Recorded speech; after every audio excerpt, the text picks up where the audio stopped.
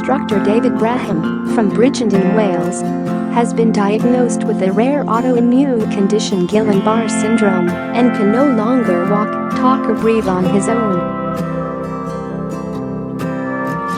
The gym enthusiast was struck down with the illness just days after complaining of a dodgy stomach while watching his 6-year-old son Junior play rugby at the Liberty Stadium in Swansea on April 6. A couple of days later he started to feel pins and needles spread from his hands and feet, leaving him unable to walk. David's sister Rhianne told Wales Online it started with him having food poisoning. "My nephew was playing rugby and he said his stomach was feeling dodgy. We just put it down to a 24-hour bug and said to go to the doctor. The day he was fine, there was nothing wrong. He went to work, met up with my nephew, met with the team, and went on the minibus to the Liberty Stadium. But after receiving antibiotics from his GP, David's condition started to deteriorate. 4 days after the match, the 40-year-old went to the Princess of Wales Hospital in Bridgend complaining of pins and needs. A week later he was readmitted, this time to the intensive care unit. Rhianne, 31, said they gave him antibiotics, but because he couldn't keep anything down he had to go to hospital. On the Saturday he started having pins and needles. He phoned me and said I'm dying, and I just told him he was being a drama queen. I feel bad now. He couldn't get out of bed. He was using my mother's Zimmer frame, he just couldn't walk. Me and my father had to lift him onto the sofa. The pins and needles worked its way through his body. They couldn't stop it, it was just a case of waiting to see how high it would reach. On Tuesday he went to the ICU early morning, and by Thursday he was put in an induced coma. Over 48 hours he couldn't move anything. His fingers were like a corpse to touch, they were so cold.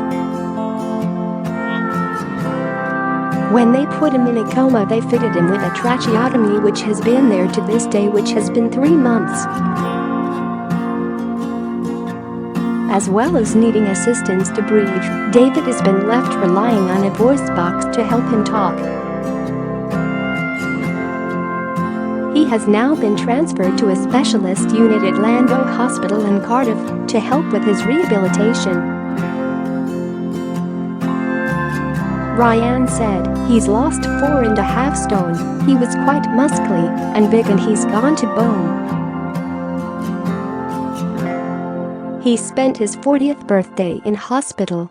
Their main target is to get him off the ventilator and eating.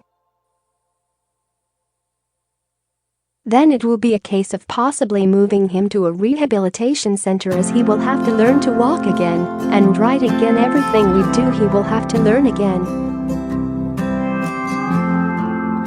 They say it will take about 12 to 18 months for him to work again.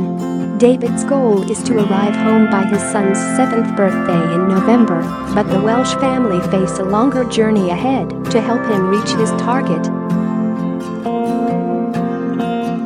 Rhianne said, "It's been hard. He has children and a lot of the time they were constantly asking when Daddy is coming home.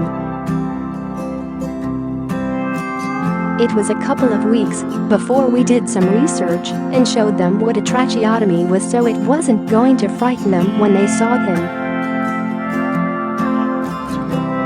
Junior is 6 and he's taking it well. He goes to hospital and strokes his arm or massages his feet. Georgia is 3, she won't go close to him, she won't talk to him. Me and my brother are so close, we are like best friends, so to see him go through that, I really didn't know what to do." she added. Before he went to Llandough he hit rock bottom. He just said to switch the machine off and that he couldn't go on, so we've had to really push him to keep fighting. Now he's seen a little bit of improvement. On Wednesday he was in a chair where he can move his legs like a bike. He was meant to be in there for 30 minutes, but he did it for an hour and a half. They're hopeful. They had one case where a 78-year-old was in intensive care for 8 months and she made a full recovery. David just said, "If a 78-year-old can do it, I can do it." Since being admitted to hospital, David and his family have been overwhelmed by the support from the Bridgend community. Thousands of pounds have been raised to help the entrepreneur when he returns home. Rhianne said, "He's such a popular guy. When I posted a picture of him in hospital with the tracheotomy, people couldn't believe it. He looked like a frail old man. He goes to the gym every day, he's outgoing, and now he's lying in a bed for 3 months. I just can't believe how quickly it went. The support we have had is unbelievable. The driving instructors are all rallying around him. They did a kitty and raised about £2,000 because he's self-employed." David's family are now planning a skydive and a fundraising night to raise money for Guillain-Barré syndrome charity game.